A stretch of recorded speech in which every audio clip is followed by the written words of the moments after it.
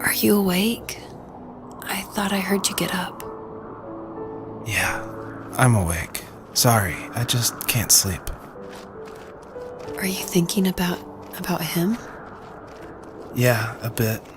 Usually get back to sleep, my love. I'm fine. No, it's okay. What else is on your mind? I don't know, it seems weird, but I had one of the most vivid dreams of my life. I saw a fox on a snowy mountain, just looking confused and worried. Those eyes, I can't get those eyes out of my head.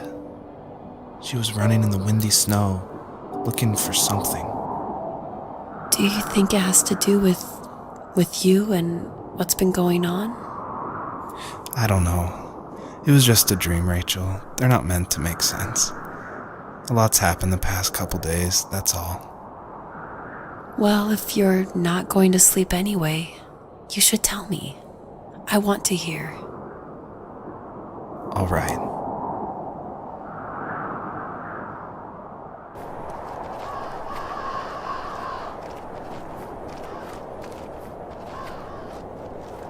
So, not far from her home, she followed that path to something unexpected.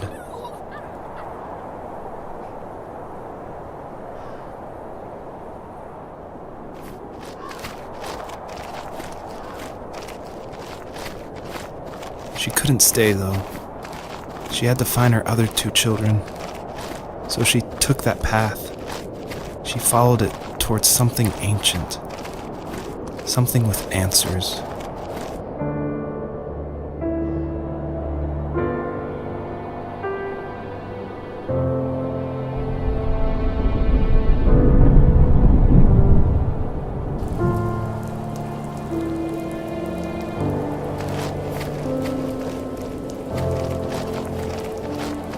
The fox looked high and low, searching for any sign of her cubs. Points of light showed the way to this ancient tree. It was as if each one had a story to tell, all their own. The land was trying to tell my story, too. I felt like I was right behind her the whole time.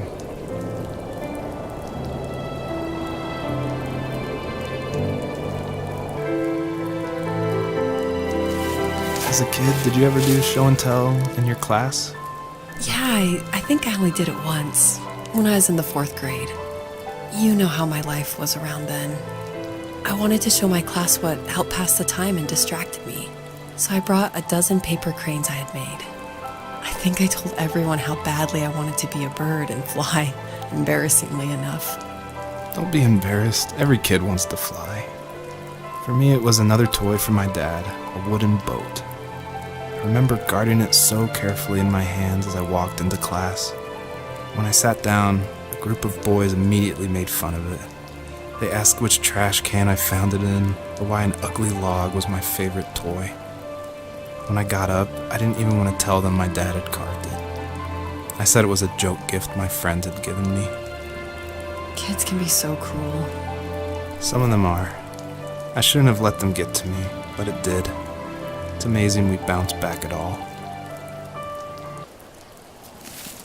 Do you remember what my dad did for a living? Wasn't he like a lumberjack? That's one way of putting it. If wood was a canvas, then a carving knife was his paintbrush. Even after working a 50-hour week, even after his hands were more splinters than skin, he would bring home the nicest piece of Alaskan weeping cedar and make me toys. That wooden train was the first toy I can remember, and I loved it. I just knew from a young age I was going to be a lumberjack, like my father. Usually those kids would leave me alone, but somehow they could tell I was different. They made fun of how far away I lived. They called my dad a sourdough. I was a blabbermouth as a kid, telling my dad stories I made up for hours. But after that show and tell, I didn't tell him much anymore. He didn't know exactly what was wrong, but his best guess was that the toys he carved weren't cool enough. He carved me a tank, He tried to tell me what it was like to be in a real tank as a serviceman. I didn't know your dad was in the military. Yeah, in the army. The sad thing is that I'd pretty much forgotten until just now. There's so much I still don't know about him. I'm sorry. He knows how much you love him. You're going to see him again soon and have some closure, I'm sure. The older I got, the more I withdrew. I asked myself, why talk to anybody anyway? Why bother when I'm happy by myself? I started drawing a lot, mostly animals I saw in the woods by my home.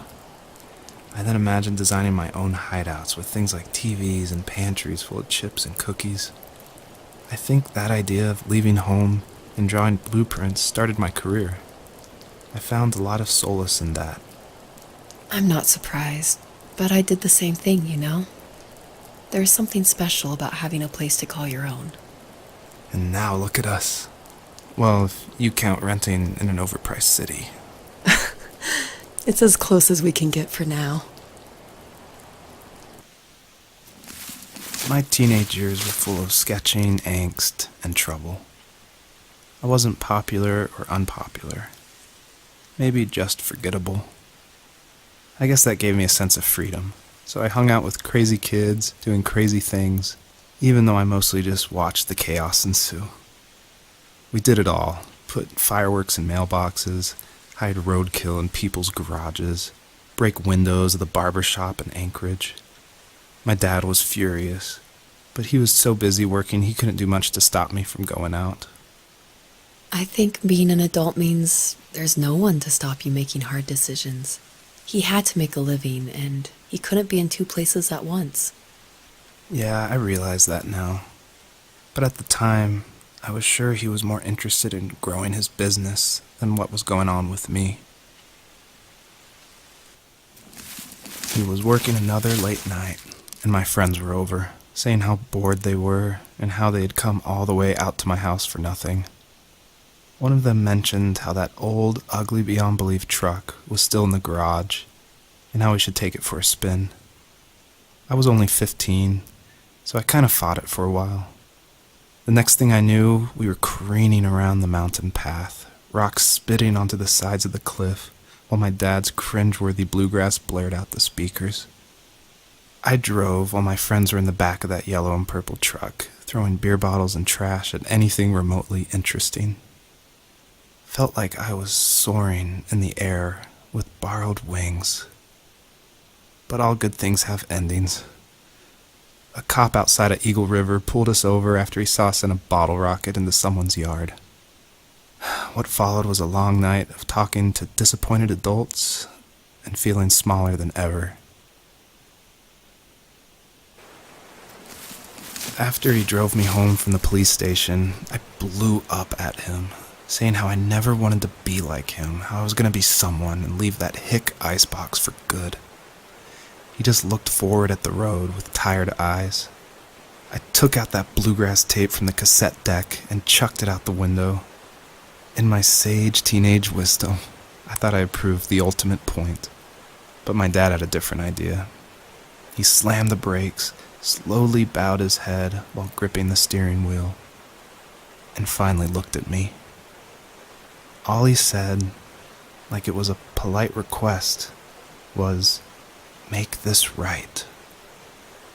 I sat there in silence, fuming, but I eventually got out and combed every square inch of the woods, muttering profanity after profanity.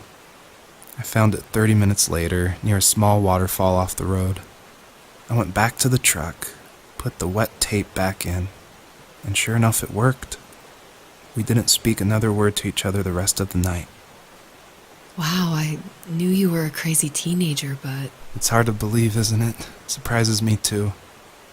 It's like I didn't really know who that kid was back then. I bet my dad thought the same thing over and over. It's almost like he was saying, "Make this right," to himself, more than to me. My friends would laugh about that night and talk about how crazy it was, and I laughed along, pretending it didn't bother me. But it did.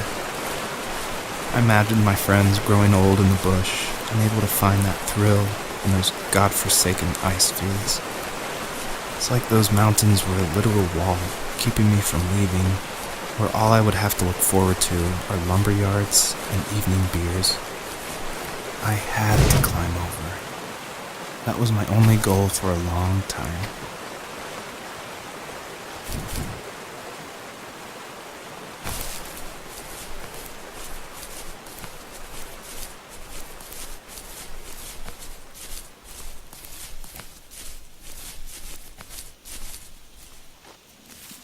If there was some way I could take my love of drawing and turn it into a way of escape, nothing would make me happier. I wanted to create instead of tearing trees down. I wanted to move to the lower 48, not because I hated it there in Alaska, but I hated the idea of it. It's like all of that spite inside me had created this monster which followed me around my whole teenage years. I put so much energy into doing what others didn't expect of me. Why did I do that? There's one fact you're forgetting, though. If you didn't have that fire in you, we probably would have never met. You're absolutely right. Maybe the destination is all that matters in the end. But then why am I awake? Why am I seeing this fox go on her journey? And why can't I stop thinking about my dad? On our property, there were old abandoned pieces of a shed and car long left unused. I used to ask him all the time who those people were that left all this junk, and I'm sure he got so tired of hearing it that he made up some elaborate stories how a brown bear ate them and haunted the woods afterwards. What's funny is I think it made those people seem more real, growing up thinking they were still hanging out like they couldn't say goodbye. I used to tell my friends how I could swear I saw spirits move near the water, and that always freaked them out. I guess it didn't bother me, because the way I saw it, they were normal people with old cars and sheds, just trying to figure out how to survive and be happy in the middle of nowhere. It was a cool thought that they didn't want to leave, but I was a weird kid. Well, you had good company since those ghosts like living in a place where they were brutally devoured. We were happiest underneath the evergreens. We decided it was time to finally map out the hundreds of acres we lived on just to pass the time during the summer. He was only free in the evenings, so I would spend the day wasting time on dial-up internet and sketching, and then we would rush into the woods, pen and map in hand, before evening fell. Sometimes the aurora borealis would cast a cold green glow on the mountainside, and we would finish our route underneath a twilight sky. Sometimes I was lonely during those summer days, but there was comfort in the routine. A lot of teenagers aren't looking for the daily grind, though. There's nothing wrong with wanting to get out, to leave your childhood home. You wanted to progress, to make something of yourself. Yeah, you're right. That house. I'm sure it's the same as how I left it. But then why does it feel so different? I doubt you're the only adult to have looked back and asked that question. My dad built a lot of stuff in his free time. If he wasn't watching fly fishing or reading Tom Clancy novels, he was carving something. He made tons of birdhouses. Not that he was into bird watching, but I think he really missed working and adding on to the home. If he couldn't afford the time to build onto our own house, he would have to settle with watching birds move into their little homes. We kept an old mattress in the bed of that ugly yellow truck, so we would drive it deep into the woods and then watch the birds fly into their houses while the sun set. Usually it was accompanied by venison jerky or a cold Coke, but not a lot of talking, which is how we both liked it.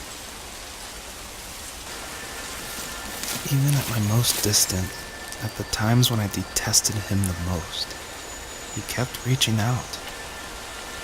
For a year straight, he asked me every week when we were going camping. I thought he was just dense. Eventually, to shut him up, I agreed. We carried out the worn lawn chairs from the garage, and set up a cinder block campfire at the site we'd always used behind the house. We walked down the mountain path, talking in the warm sunshine we only got a couple months of the year. Those 3 obsidian rocks shimmered alongside the shore, almost like sparklers pressed against a dark window. I'll never forget that wet stone on my feet, or how those massive mountains looked even bigger in the lake's reflection. I felt small, but grateful. As the sun set, my dad found something I hadn't seen for a long time. The tree where I'd made my first carving when I was 6. I hadn't even carved it. My dad had helped me, but I still called it my tree. Something about seeing my name there made me open up, and we talked about everything that night in that old camouflage tent. I told him how much I loved sketching and design, and how it would be a dream to study architecture in Seattle. I told him how I didn't get along with my friends much anymore, but that I didn't mind being alone. He told me he was there for me, and he joked that if all he had to do was write my name on a tree to finally get me to talk, he would have left me carved logs with novels on them in front of my room every morning. I don't know why it took me that long to realize it, but it was then I knew how much he had sacrificed for me.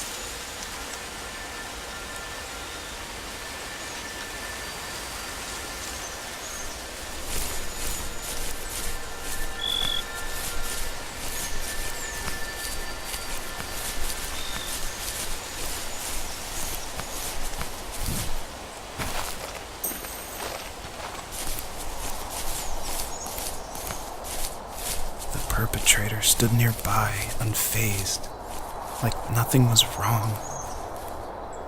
My dad is dead, and he's never coming back, Rachel. I can tell you these stories, but I can never reminisce with him again. He can never hold a grandchild that we'll probably never be able to have. I can never talk to him again, and I'll never be able to say I'm sorry for everything.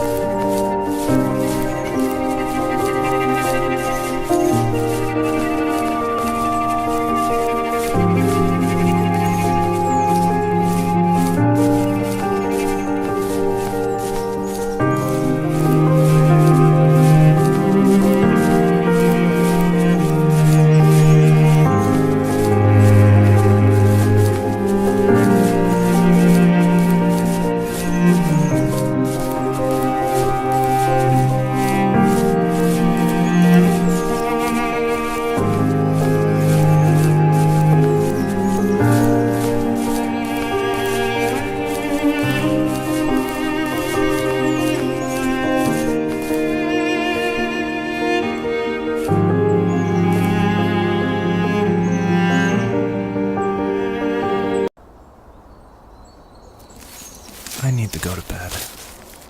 I just can't talk about this anymore. Good night. Joseph, you can't go to sleep feeling like this. I'm sorry for everything, and I know you need space, but I'm here for you. You don't need to feel so lost. You know what it's like not to have a mom at home. And you know how hard that made my childhood. What helped me was watching the birds in the morning before the school bus came. I thought that my mother was one of those birds, and it made me want to be free like her. My mom taught me how to fold origami cranes while she was in the hospital. So I told myself I would fold one every day until I could fly myself. I think we both have always loved animals, and for me that love started with a dog. Sometimes this Rottweiler would come up to our property line and wait at the fence for me, but only once in a while. I was sure to check every day immediately after school, and it usually ended in disappointment. I would even steal money from my passed-out dad just so I could buy these off-brand dog biscuits. Even when she did stop by, she never went beyond the fence. Why was she so scared? I think my dad was the opposite of your dad in almost every way, except he was in the military as well. He coped with alcohol of every kind. The trailer started falling apart, he got angry, and I withdrew. More and more, I became the weird, quiet kid who made lots of origami birds and carried dog biscuits around. I think we were pretty similar when it came to being the weird kids. And that same sincerity in college was one of the reasons I was so drawn to you. Life got worse and worse, and at one point, I really didn't think I could survive another day with my soul still intact. I had no real friends, let alone neighbors, since we lived in the middle of nowhere. I should have talked to my teacher, but I was scared what he would do if he found out. As I waited for the school bus one morning, I walked around until I found something in an abandoned shed. Something I can't put into words. I summoned courage I didn't know I had, and I broke into my dad's room and found the key to the shed where he had locked my bike. I'll never forget that feeling of the wind rushing by my ears as the sun rose over fields of wheat. I was flying for the first time. I biked as far as my legs could take me until I found a house that felt friendly and that felt like home. Those strangers helped me in so many ways. And if it wasn't for them, I wouldn't have found my foster family. And if it wasn't for my parents, I wouldn't have met you. You have strength, Joseph, and you're not as alone as you think. It's all just so pointless. Just waiting for life to happen. It's like having the home I always wanted is cursed out of my reach. The thought of being a parent myself. How could I do that when I couldn't even be a good son? I'm sorry. I know what you're saying. I just don't know how things will work out. These quiet hours will turn into years, and we'll wonder which roads passed us by. Then we'll forge a new road together. Besides, I discovered for myself that one fateful morning where any hopeful road leads to. There may be thorns and mist, but it always leads to the same thing. And what's that? Family. I'm so glad that you're part of my family, Rachel. And I'm glad you're part of mine. The fox knew her last cub would be waiting for her at the first tree. She was almost there. The rain cascaded onto the jade valley where the entrance to the tree was. Life was protected there, because that's where life began. It was now only a mother and a daughter left. Items from my life still dotted the ground as she moved closer to her destination and destiny. At the end of high school, I felt something I hadn't felt in a long time. Drive. I looked into the best architecture schools on the West Coast, then got a dose of reality when looking at other students' portfolios and the high cost of tuition. I still wanted to be something, to be the next Alvaro Siza, and to make those thousands of sketches worth something in my grand history. But now even an internship sounds impossible. Siza helped me understand how essential emotion is in architecture, and he also said light is the real composer of space. I like to think these glints of light, like not finding a job or even a strange dream about a fox, are something I should be thankful for, even if the illuminated space is something I'm less than comfortable with. My dad was super supportive with my college plans, to a point. Things were okay until this terrible accident happened. I guess a forklift flipped over due to a bad axle, and it crushed one of the workers there. My dad didn't eat for days, even though he wasn't directly involved. It devastated him. Not only did it hurt the business, but it just freaked him out. He would talk in his sleep, muttering things about firing people and saying sorry. One fateful day he approached me, said that since my school search wasn't going well, I should finally be a man and take over the family business. He said one day he was going to die, and that all of his work, sacrifice, and even that man's life would be wasted in vain. I just lost it. Teenage me just exploded at the thought.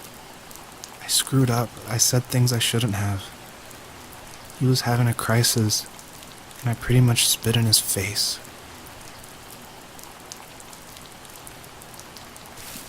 Was that the last time you talked to him? No, I called on holidays, and he would call on my birthday. I guess we acted like nothing ever happened, which was stupid. Didn't want to ask about his lumberyard, and I'm sure he didn't want to ask about my job search. I never went back and visited. I think the last conversation we had was about what movies we had seen and what exactly a best boy is in the credits. I thought he would be here so much longer.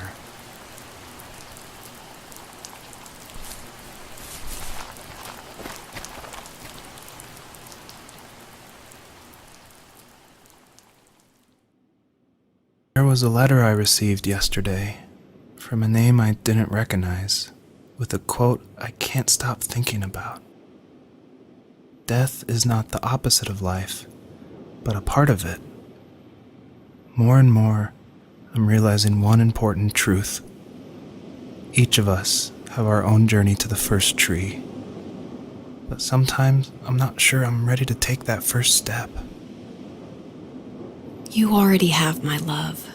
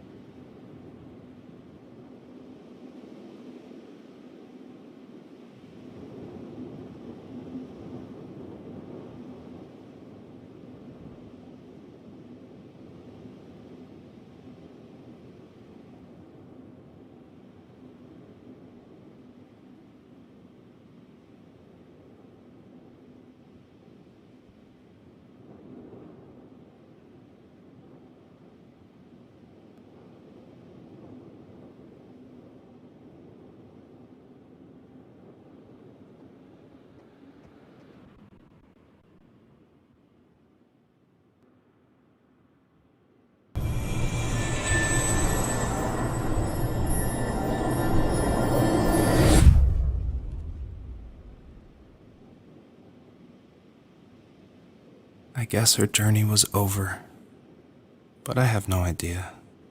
It was only a dream, a distraction from tomorrow. I don't think dreams normally bring back to memory so many important feelings. Maybe it was just a dream, but it was also a gift. Yeah, I suppose. But tomorrow we're getting on a plane to the last place on Earth I want to be. The only person that would have made the trip worth it is gone. You're going to see him and be with him one last time before you say goodbye. I have one last quote for you by Emerson, sealed in an imaginary letter from me to you. It is the secret of the world that all things subsist and do not die, but only retire a little from sight and afterward return again. Go to sleep, my love. We have a big day tomorrow, but I'll be there with you every step of the way. Thank you. Thanks for listening. Good night, Rachel. Good night, Joseph.